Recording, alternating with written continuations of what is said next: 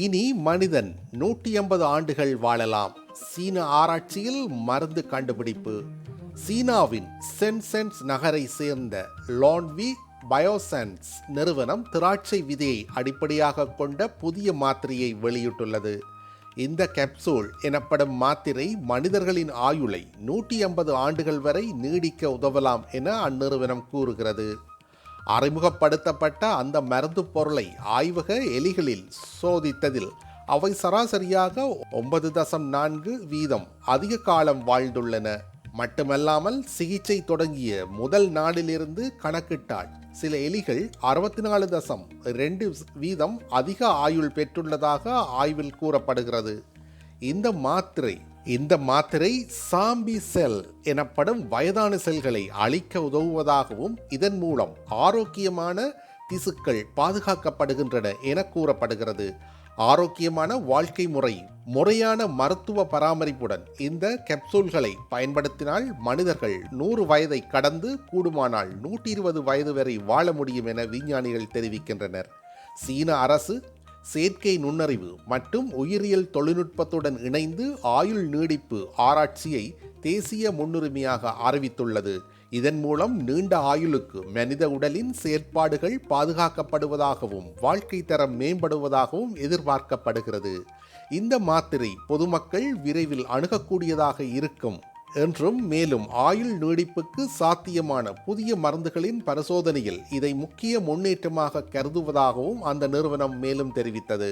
இந்த உலகில் வாழும் உயிரினங்கள் அனைத்தும் ஒரே கால அளவில் வாழ்வதில்லை. ஒவ்வொரு உயிரினத்தின் இதய துடிப்பை பொறுத்து அவை வாழும் கால அளவும் மாறுகிறது. அதாவது வேகமாக துடிக்கும் இதயத்தை கொண்ட உயிரினங்களுக்கு ஆயுள் குறைவு என்றும் மெதுவாக துடிக்கும் உயிரினங்களின் ஆயுள் அதிகம் என்றும் ஆய்வில் கண்டறியப்பட்டுள்ளது. அந்த வகையில் ஆறறிவு கொண்ட மனித இனத்தின் ஆயுட்காலம் 120 ஆண்டுகள் என்று கணிக்கப்பட்டுள்ளது. ஆனால் விரல் விட்டு எண்ணும் அளவுக்கு மனிதர்களை இத்தனை ஆண்டுகள் வாழ்கிறார்கள். மற்றவர்கள் அதற்கு முன்னதாகவே மாண்டு போகிறார்கள். கொரோனாவிற்கு பிறகு மனிதர்களின் ஆயுட்காலம் வெகுவாக குறைந்துள்ளதாக புள்ளி விவரங்கள் ஒரு பக்கம் தெரிவிக்கின்றன. இப்போது நாட்டுக்கு நாடு மனிதர்களின் ஆயுட்காலம் மாறுகிறது. உதாரணமாக ஜப்பானியர்களின் சராசரி ஆயுட்காலம் 84 ஆண்டுகள். அடுத்தபடியாக சுவிட்சர்லாந்து, சிங்கப்பூர், ஆஸ்திரேலியா, பிரித்தானியா, ஸ்பெயின், இத்தாலி நாட்டு மக்களின் ஆயுட்காலம் 83 ஆண்டுகளாகும். சீனர்களின் ஆயுட்காலம் 77 ஆண்டுகள். ஆனால் ஆப்பிரிக்க நாட்டு மக்களின் சராசரி ஆயுட்காலம் 64 ஆண்டுகள் தான். அதிலும் ஆப்பிரிக்க நாடுகளில் ஒன்றான நைஜீரியா நாட்டு மக்களின் சராசரி ஆயுட்காலம் 53 ஆண்டுகள் மட்டுமே. இந்தியாவை எடுத்துக்கொண்டால் 1960ஆம் ஆண்டுகளில் மக்களின் சராசரி ஆயுட்காலம் 46 ஆண்டுகளாகவே இருந்துள்ளது. அடுத்த 20 ஆண்டுகளில் அது 55.6 ஆண்டுகளாக அதிகரித்தது. 2000 அது 63.5 ஆண்டுகளாகவும் 2021 67% இந்தியர்களின் ஆயுட்காலம் அதிகரித்தது. இந்நிலையில் மனிதனின் ஆயுட்காலத்தை மேலும் அதிகரிக்க முடியுமா என்ற ஆய்வில் சீன ஆராய்ச்சியாளர்கள் ஈடுபட்டு வந்தனர். அவர்கள் கண்டுபிடித்த மாத்திரையை எலிகளுக்கு செலுத்தி ஆய்வு செய்ததில் அதன் ஆயுட்காலம் அதிகரித்துள்ளது என கண்டறியப்பட்டுள்ளது.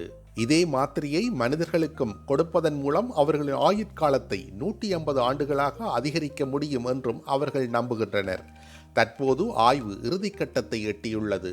லான்வி பயோசென்ஸ் என்ற சீனா நிறுவனம் ஆன்டி ஹிங் எனப்படும் இந்த முதுமை எதிர்ப்பு மாத்திரைகளை உருவாக்கி வருகிறது.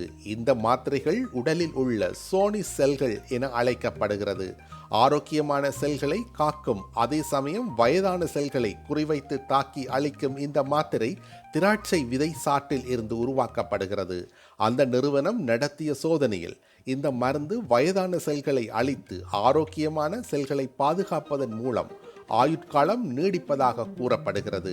சராசரியான வாழ்க்கை முறை மற்றும் முறையான மருத்துவ சிகிச்சையை பெற்றால் மனிதர்கள் 150 வயது வரை வாழ உதவும் என்றும் லான்வி பயோசைன்ஸ் நிறுவனம் நம்பிக்கை தெரிவித்துள்ளது. முடி உதிர்கிறது என நினைத்து மக்கள் ஷாம்போ மற்றும் எண்ணெய்களை மாற்றுகிறார்கள். ஆனால் இவற்றால் மட்டுமல்ல, நாம் உண்ணும் சில வகையான உணவுகளும் முடியுதிர்தலை ஏற்படுத்துகின்றன. ஏனெனில் அவை வேர்களிலிருந்து பலவீனப்படுத்தி உதிர்ந்து விடுகின்றன. அதனால்தான் நிபுணர்கள் அத்தகைய உணவுகளிலிருந்து விலகி இருக்க வேண்டும் என்று கூறுகிறார்கள்.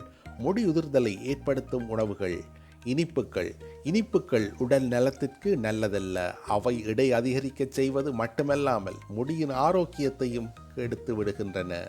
அதிகமாக சர்க்கரை சாப்பிடுவது உடலின் இன்சுலின் அளவை அதிகரிக்கிறது. இது ஆன்டிரோஜன்கள் எனப்படும் ஹார்மோன்களின் அளவை அதிகரித்து முடி நுண்குழாய்களை பலவீனப்படுத்துகிறது. இது முடி உதிர்தலை ஏற்படுத்துகிறது. குறிப்பாக PCOD மற்றும் PCOS உள்ள பெண்களில் முடி உதிர்தல் பிரச்சனை மிகவும் கடுமையானது. எனவே அதிக இனிப்பு உணவுகளை சாப்பிடுவதை தவிர்த்தல் வேண்டும்.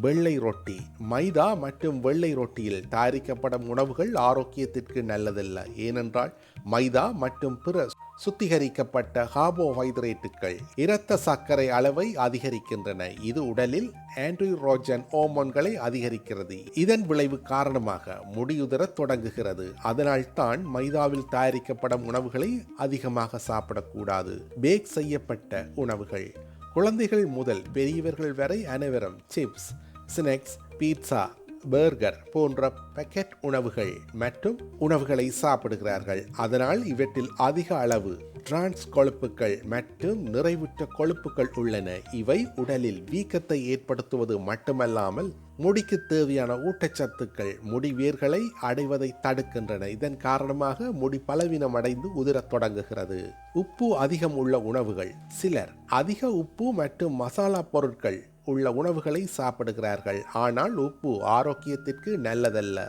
அதிகமாக உப்பு சாப்பிடுவது உடலில் சோடியம் அளவை அதிகரிக்கிறது. இது முடியை உலர்த்துவது மட்டுமல்லாமல் உயிரற்றதாகவும் ஆக்குகிறது. மேலும் முடி அதிகமாக உதிர்கிறது. பதப்படுத்தப்பட்ட உணவு சிப்ஸ், பர்கர் மற்றும் ஊறுகாய் போன்ற உணவுகளில் உப்பு அதிகமாக உள்ளது. எனவே இவற்றை மிதமாக சாப்பிட வேண்டும்.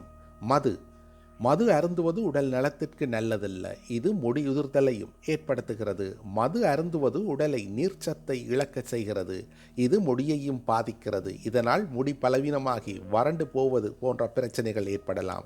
அதிக கொழுப்புள்ள பால் பொருட்கள் கொழுப்பு அதிகமுள்ள பால் பொருட்கள் உங்கள் ஆரோக்கியத்திற்கு நல்லதல்ல. குறிப்பாக உங்கள் தலைமுடிக்கு. அவை உடலில் சருமத்தின் உற்பத்தியை அதிகரிக்கின்றன. சருமம் ஒரு எண்ணெய் பொருள். இது முடி நுண்குழாய்களை தடுத்து முடி வளர்ச்சியை நிறுத்துகிறது. இது முடி உதிர்தலுக்கு வழிவகுக்கிறது. உங்களுக்கு முடி உதிர்தல் பிரச்சனை இருந்தால் குறைந்த கொழுப்புள்ள பால் பொருட்களை உட்கொள்ளலாம். சோடா கார்பனேற்றப்பட்ட பானங்கள் குளிர்பானங்கள் சோடா மற்றும் எனர்ஜி பானங்களை அதிகமாக குடிப்பதும் முடியுதிர்வை ஏற்படுத்தும். செய்திகளை உடனுக்குடன் தெரிந்து கொள்ள உடனே சப்ஸ்கிரைப் செய்து பெல் பட்டனை கிளிக் பண்ணவும்.